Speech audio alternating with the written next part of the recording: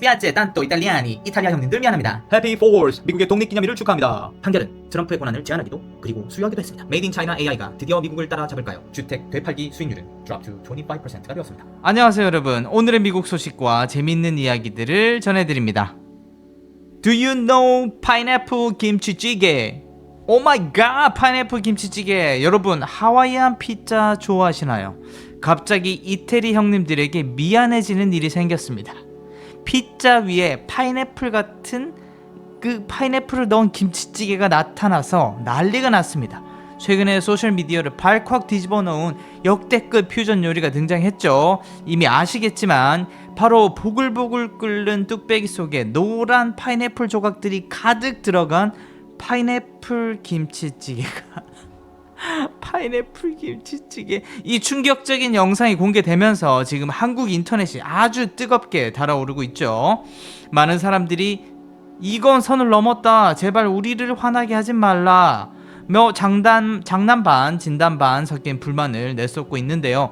심지어 넷플릭스 인기 드라마 명대사를 이용해 파인애플 김치찌개 때문에 우리 애아빠가 화가 많이 났어요 라는 댓글이 큰 인기를 끌기도 했습니다.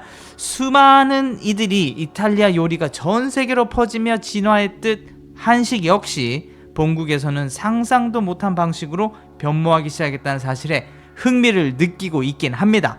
그런데 놀랍게도 말입니다, 이 도발적인 레시피의 시작은 바로 지금 월드컵이 열리고 있는 멕시코입니다. 이 요리의 정확한 이름은 알파스토르 파인애플 김치찌개인데요. 멕시코 현지인들에게는 아주 자연스럽고 고개가 끄덕여지는 완벽한 조합이라고 하죠.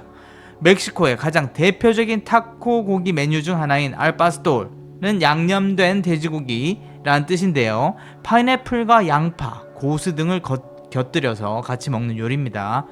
파인애플의 달콤하고 새콤한 산미가 돼지고기의 기름진 맛을 잡아주는 핵심 역할을 하기 때문이죠. 결국 돼지고기를 베이스로 하는 김치찌개에 파인애플을 넣는 것은 멕시코인들의 시각에서 볼 때는 아주 훌륭한 퓨전 요리인 셈이죠.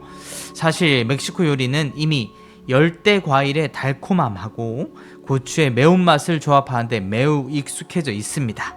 현지에서는 파인애플이나 망고, 수박에 칠리가루와 라임즙을 가득 뿌려 먹는 것이 대중적이기도 한데요. 매콤한 김치와 파인애플의 만남은 그들에게 전혀 어색하지 않는 조합이었던 거죠. 이처럼 K푸드가 글로벌 트렌드로 자리 잡으면서 한국의 전통 식재료들이 과거에는 상상조차 할 수 없었던 전 세계 로컬 레시피와 융합해 완전히 새로운 요리로 탄생하고 있습니다.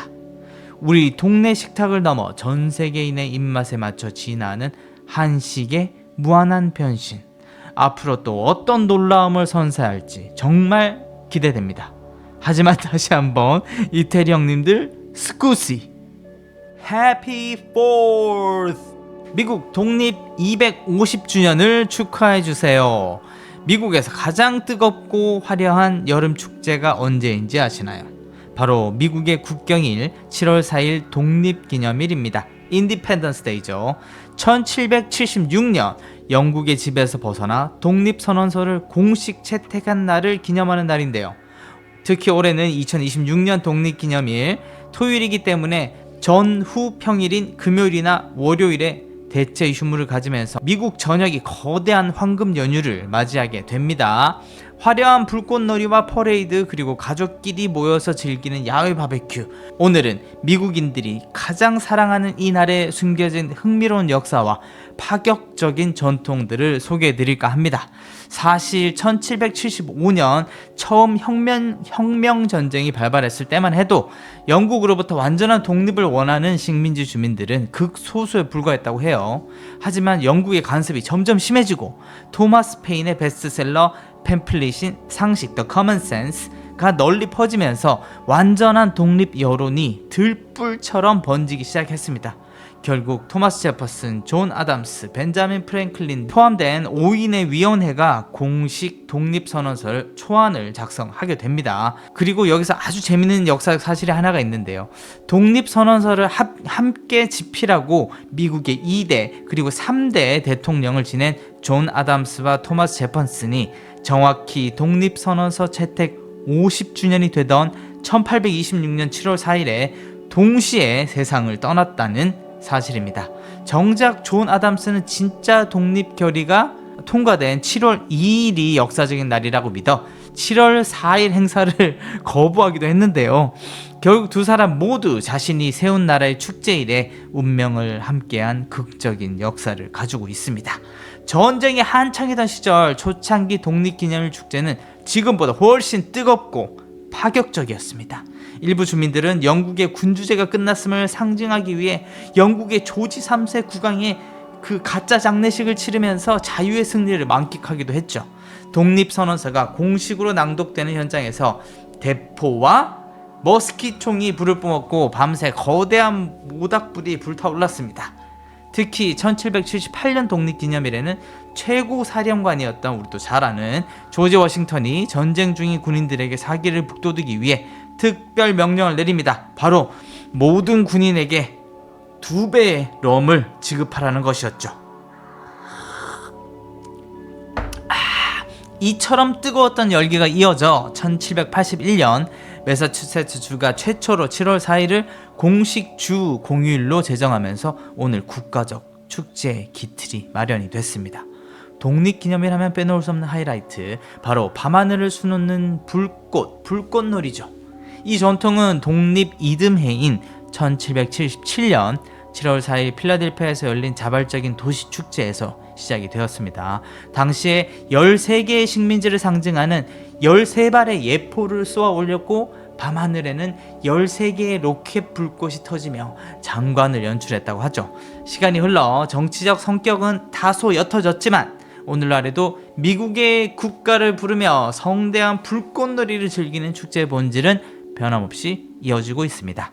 사실 최근에는 산불로 이어지는 불꽃놀이를 대체하는 드론쇼가 대세를 이루고 있긴 합니다. 하지만 미국에 계시거나 저처럼 미국을 방문하실 계획이라면 미국 최대 축제인 미국의 독립기념일 일정을 추천드립니다. Supreme Court of the United States ruled Trump cannot dismiss the Fed's cook. 트럼프의 당신의 해고야에 대한 대법원의 브레이크가 걸렸습니다. 리얼리티쇼 셀러브리티 어프렌티스에서 You're fired! 를 외치던 도널드 트럼프, 어제 미국 대법원으로부터 대통령의 해고 권한에 대한 아주 흥미로운 성적표를 받아들였죠. 결론부터 말씀드리면 대법원은 백악관의 행정권 확대를 인정을 하면서도 미국의 경제사령탑인 연준만큼은 함부로 건드릴 수 없다는 명확한 브레이크를 걸었는데요. 미국 대법원이 내놓은 두 가지 상반된 판결과 그 배후의 팽팽한 긴장감 지금 바로 정리해 드릴게요. 첫 번째 핵심 판결은 바로 연준의 독립성에 관한 것입니다. 대법원은 5대 4의 근소한 차이로 트럼프의 리사 쿡 연준 이사를 해임하려는 시도는 적법 절차를 위반한 것이라고 판결했습니다. 트럼프 대통령 과거 리사 쿡 이사의 주택담보대출 사기 혐의를 구실로 그녀를 해고하려고 했습니다만 쿡 이사는 이 혐의를 전면 부인하고 비판론자들은 트럼프 대통령이 자신이 원하는 금리 인하에 찬성표를 던질 인물을 앉히기 위해 구실을 만든 것이라 주장을 해왔습니다. 하지만 케빈 월시는 금리를 낮출 생각이 없고요. 존 로버츠 대법원장은 다수 의견서에서 연방준비제도의 설계에 있어 실제로 독립적인 것뿐만 아니라 외부 시각에서도 독립적으로 보이는 것 또한 핵심 요소라고 강력히 강조했습니다. 중앙은행의 독립성이 흔들리면 채권 시장에 대한 투자자들의 신뢰가 깨지고 달러화의 강세도 보장할 수 없기 때문이죠. 이번 판결로 리사 쿡 이사는 해고 제기 소송이 진행되는 동안 직위를 안정적으로 유지할 수 있게 되었습니다. 하지만 연준을 제외한 다른 영역에서는 트럼프는 그야말로 역대급 권한을 다시 쥐게 됐습니다. 대법원은 또 다른 6대3 판결을 통해 트럼프 대통령이 연방거래위원회 FTC 위원인 레베카 슬라터 해임은 정당하다고 판결했습니다. 이 판결은 대통령이 다른 독립규제기관의 구성원들을 언제든지 해고할 수 있는 광범위한 권한을 인정을 해준 셈입니다. 결과적으로 트럼프는 연준을 손대지는 못했지만 다른 연방기관에 대해서는 자신의 뜻대로 인사를 쥐락펴락할 수 있는 강력한 행정적 무기를 손에 넣게 되었습니다. 대법원은 이번 판결을 끝으로 역사적인 이번 회기를 마무리할 예정입니다. 하지만 끝날 때까지 끝난 게 아니죠. 앞으로 트럼프의 출생 시민권 폐지 시도, 트랜스젠더 선수들의 여자 스포츠 참여 금지, 저는 찬성입니다. 그리고 정당 후보자 공모에 대한 지출 제한이 수정헌법 제1조를 위반하는지 여부 등 미국 사회를 통째로 뒤흔들 메가톤급 판결들이 줄줄이 대기하고 있습니다. 그나저나 앱스타인 파일이 너무 궁금하네요. 어떻게 될지. Stalled at home, US AI models face global competition. 미국의 독주를 위협하는 중국 AI의 역습.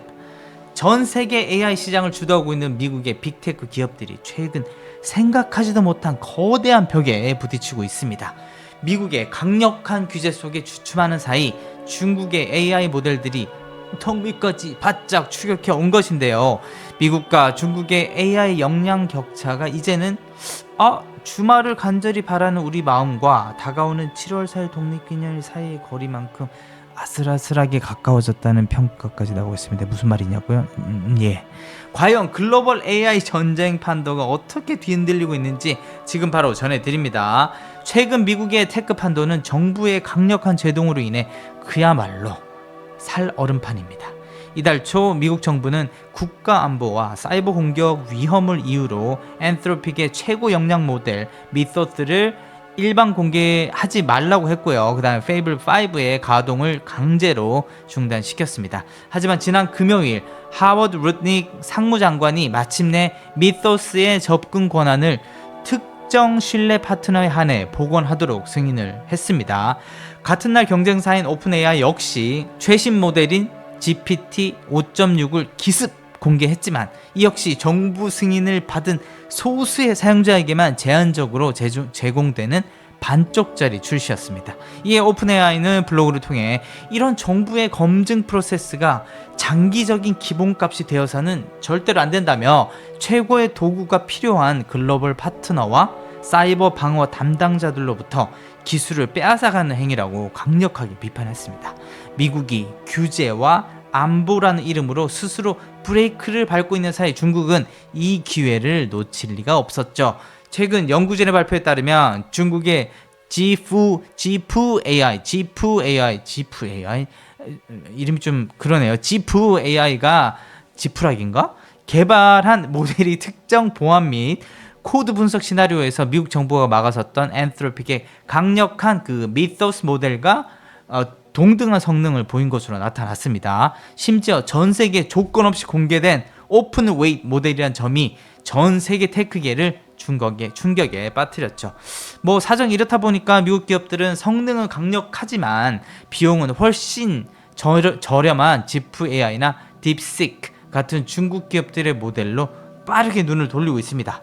심지어 마이크로소프트조차 자사 플랫폼을 통해서 중국산 AI 모델을 소비자에게 서비스하는 방안을 진지하게 검토 중인 것으로 알려졌습니다.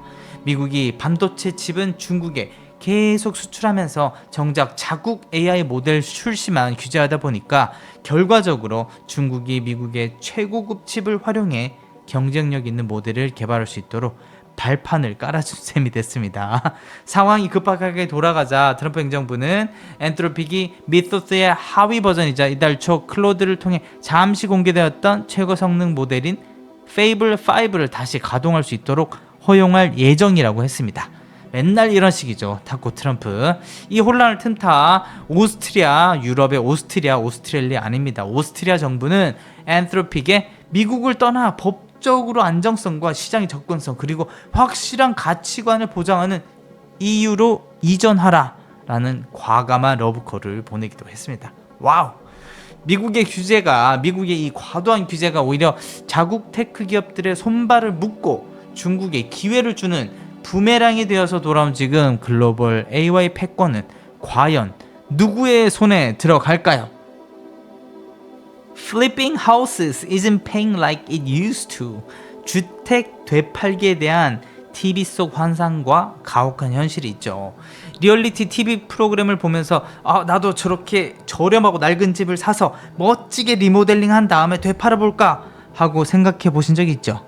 저도 있습니다. 하지만 요즘 미국 부동산 시장에서 이 주택 되팔기 하우스 플리핑으로 대박을 터뜨리기는 그야말로 하늘의 별따기입니다. 한때 황금알을 낳는 거위로 불렸던 이 시장에 가혹한 현실이 찾아왔기 때문인데요. 과연 예전만큼 수익을 내기 힘들어진 진짜 이유가 뭔지, 그리고 최근 들려오는 반전 소식은 무엇인지 지금 바로 정리해 드릴게요. 부동산 데이터 분석 업체 아톰 ATTOM에 따르면 주택 되팔기 수익률은 25.5%까지 추락하여 무려 2008년 글로벌 금융 위기 이후 가장 낮은 수준을 기록했습니다. 거래량 역시 단독주택과 콘도를 합쳐 대략 30만 채에도 못 그치며 2020년 이후 최저치를 기록했고 전년 대비 3.9%나 감소했습니다. 미국 예능 프로그램을 보면 알바 수준의 직업을 가진 부부가 대체 어떻게 100만 달러 집을 사고 고치고 수익을 올리는지 의문이 들 때가 있었죠. 하지만 실제 시장은 결코 만만치 않습니다. 가장 큰 원인은 치솟는 주택담보대출 금리와 천정부지로 뛴 집값, 그리고 턱없이 부족한 주택 공급 때문입니다. 여기에 관세 등의 영향으로 자재 및 건축 공급 비용까지 상승하면서 이제는 성공하는 사업보다 본전도 못 찾고 실패하는 사업이 더 많아진 상황입니다. 제가 아시는 어떤 분도 플리핑을 하려고 집을 샀다가 집이 안 팔려서 그 집에 살고 계십니다 지금. 그렇다면 플리핑 시장은 이대로 끝없는 내리막길을 걷게 될까요? 다행히 전문가들이 예측했던 시장 개선 전망이 올해 들어 2026년 조금씩 나아지고 있습니다. 올해 1분기 주택 리모델링 사업자의 수익률은 25.4% 비슷했죠. 이는 전년 동기 24.7%에 비해서 조금 상승한 수치고 2년 만에 처음으로 분기별 상승세를 기록했다고 합니다. 물론 35%에 육박했던 과거의 고점과 비교하면 여전히 갈 길은 멀고 간신히 버티는 수준이지만 시장이 최악의 바닥을 지나 조금씩 숨통이 틔우고 있다는 점은 주목할 만합니다. 과연 올해 남은 기간 동안 플리핑 시장이 완연한 회복세를 보여줄 수 있을까요? 궁금해집니다. 오늘도 함께 해주셔서 감사합니다. 더욱 유용한 소식과 재미있는 이야기들로 돌아오겠습니다.